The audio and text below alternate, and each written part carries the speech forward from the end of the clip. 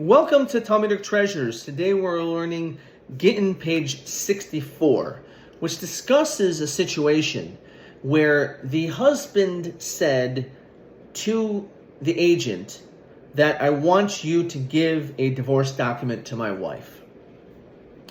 And the agent says, yes, that's the case, and it was given and it's lost.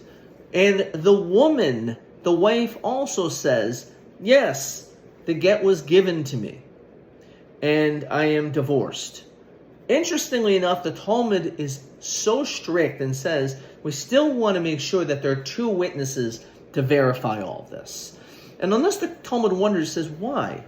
Normally when a woman would testify in front of her ex-husband, allegedly her ex-husband, and said, my ex-husband gave me a divorce document, we are going to believe her.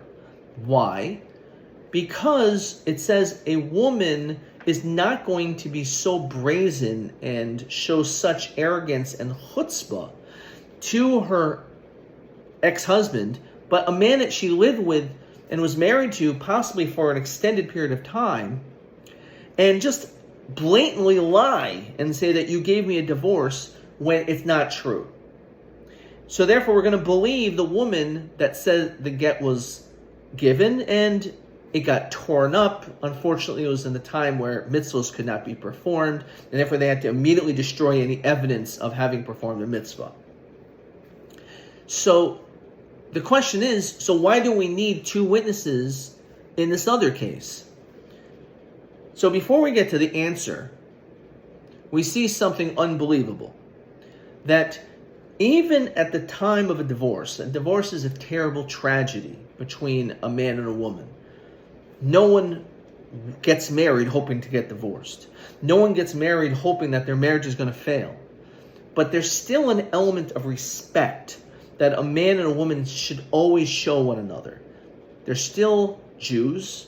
There's still a mitzvah of Yahavta Recha Kamocha, maybe even more than any other time, that you still have an obligation not to love your ex like you did when you were married, but you still have to show a great level of care and respect for that individual.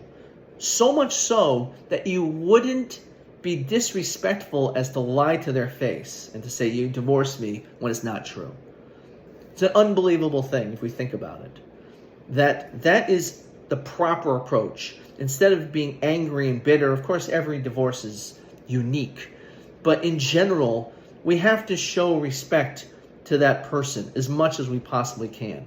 And we can't just be blatantly disrespectful and lie to their face.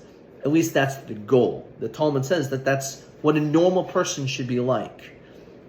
But then the Talmud says an answer. The Talmud says it's different here, because if she is standing by herself, then she would not lie. She wouldn't say, I'm divorced, you gave me a divorce document, you gave me a get, when it's not true. But in this case, he says that he appointed an agent to divorce her. The husband doesn't know it actually took place, but he appointed an agent and said, here, bring this divorce to my wife. He doesn't know if he did it, but he certainly was planning on having her divorced at some point, eventually when it is brought over to her. The agent is not denying it, and she is not denying it. So the problem here is that she may actually be a little bit brazen, because she knows that her husband's not going to say, what are you talking about? That you got divorced. I didn't want to divorce you. The husband gave the agent a divorce document. So maybe in this situation, a person would be a little bit brazen. So we see something very interesting, that when you have other people supporting your views, even if they're negative and wrong, you're showing more strength and more support because you know other people agree to you, even though you're corrupt and wrong. That is the power of numbers. That even when something is being said which is incorrect, in that situation, sometimes that is enough for a person to show arrogance.